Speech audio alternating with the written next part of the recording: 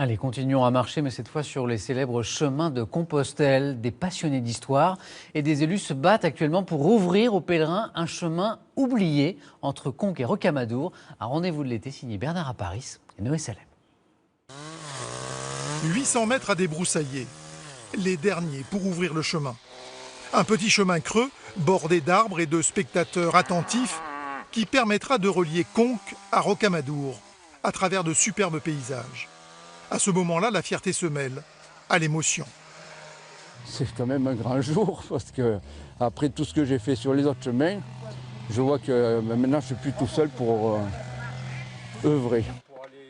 Avec les amis de 3 associations, Jean-Louis Joliac veut redonner vie sur la route de Compostelle à un chemin alternatif, un chemin oublié depuis plus d'un siècle. Ensemble, ils sont allés plaider leur cause auprès des moines de l'abbatiale. Ah, très bien, enchanté. Joliac aussi de la Tronquière.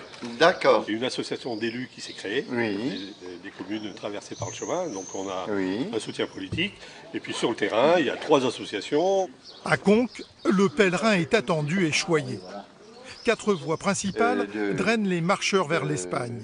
Eux proposent un nouvel itinéraire. Il faudra rajouter Morse, la Tronquière et Rocamadour. Ah ben voilà. Hein, oui, mais il faut dire que c'est la carte quand même, regardez. Ah oui, et officielle. Les chemins de Saint-Jacques de Compostelle. Ouais, hein. officiel. Alors voilà. Ouais, après, bon, Voilà. il faut que ça soit reconnu Mais comme vous variante. nous ferez une petite variante. Une variante longue de 120 km. Une trentaine de communes à cheval sur 3 départements, 5 étapes pour rejoindre Rocamadour. Ça leur fait une proposition plus variée, si vous voulez. Voilà. C'est pas le fait que ça amène plus de pèlerins, c'est le fait que ça leur propose... Ils ont plus le choix, si vous voulez. Et comme ils sont maintenant très nombreux, c'est pas mal de diversifier sur des chemins pour éviter le flot qui risque de devenir non plus un flot de pèlerins, mais un flot touristique, quoi. C'est lui, Jean-Louis Joliac, qui a fait revivre ce chemin en partant de la commanderie de la Tronquière. Cet escalier permettait l'accès de la tour principale de la commanderie à la chapelle qui se trouvait sur le côté gauche. Ancien garagiste, féru d'histoire locale, il a remonté le temps pour prouver l'importance de cette voie. J'ai lu que tous les chevaliers s'étaient rassemblés là avec un nombre aussi important.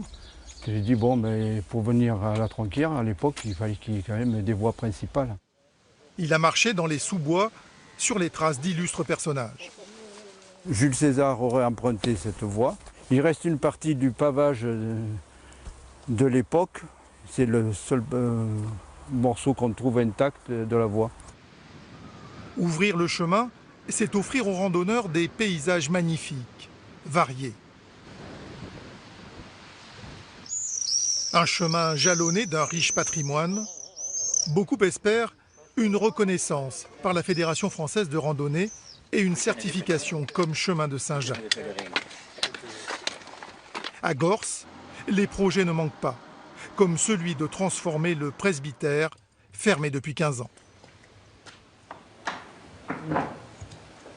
En effet, au rez-de-chaussée, pourrait se faire une salle à manger, une partie d'écuisine, et à l'étage, on pourrait faire des chambres individuelles et même des dortoirs, enfin un gîte d'étape. Ça permettrait d'aider tout le monde de faire vivre, vraiment de refaire vivre le village. Même espérance à la Tronquière, où Stéphane Carlet a bien l'intention de construire des yourtes et des cabanes pour accueillir touristes et pèlerins. Proposer quelque chose qui soit accessible en termes de tarifs déjà, parce que c'est important, et puis qui soit original aussi, et que les gens se souviennent là où ils sont passés, quoi. Dans un territoire qui végète, le chemin suscite déjà des envies, réveille des ambitions. J'ai d'autres possibilités de développement, mais pour l'instant j'en suis là parce que... Aujourd'hui, il y a déjà un petit effet de levier, en disant là où il y avait un projet, où il y avait un doute sur on va le faire, on va pas le faire, on sent bien que s'il y a le chemin, c'est peut-être l'élément qui va faire que le porteur de projet va enclencher la machine, quoi. Le chemin de Compostelle est une manne financière. Ici, on se contenterait de quelques centaines de pèlerins, loin des 13 000 de Figeac et des centaines de milliers de visiteurs de Rocamadour. Bonjour mesdames et messieurs, bienvenue à Rocamadour. La fin de ce chemin, un sanctuaire qui oscille entre foi inébranlable et foire touristique. Lui, son chemin, c'est sur les océans qu'il le trace. Après de longs mois d'attente, le skipper François Gabard a enfin mis à l'eau son maxi trimaran massif à Lorient, tout à l'heure. 30 mètres de long, 21 de large. Voilà les dimensions de ce géant des mers flambant neuf. Gabard et son trimaran qui feront leur première vraie sortie ensemble ce week-end ou en début de semaine prochaine. Avant de s'aligner au départ de la célèbre Transat Jacques Vabre, ce sera le 25 octobre prochain.